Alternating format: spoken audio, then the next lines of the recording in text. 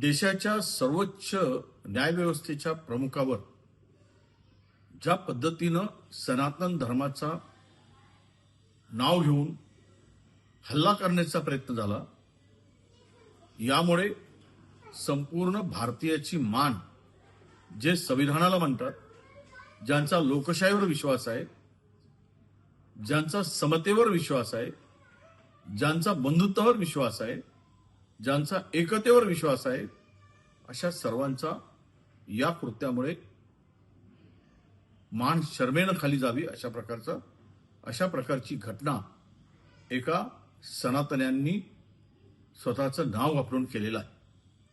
मुळात हा सनातनी हिंसक कसे होऊ शकतात?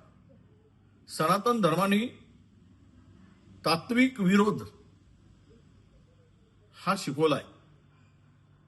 तत्वाचा विरोध करा, पण सर्वोच्च स्थानावर कायदा सुव्यवस्था, कायद्याच्या सर्वोच्च स्थानावर बसलेल्या व्यक्तीवर अशा प्रकारे भ्याड हल्ला करण्याचा प्रयत्न करणं म्हणजेच या देशामध्ये आता गुंडगिरी, या सत्तेच्या पडद्याआड लपून धर्माचा बुरखा घालून ही सनातनी लोकांचा जीव घेण्यासाठी, देश उद्ध्वस्त करण्यासाठी यांना पाठबळ मिळतं का? यामुळे यांची शक्ती वाढली का?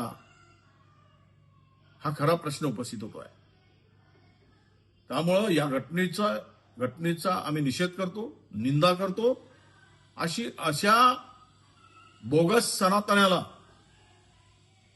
ज्या हिंदुत्वाचा आणि सनातन धर्माचा नाव घेऊन जे असे कृत्य करतो, त्याच्यावर कडक कारवाई झाली पाहिजे.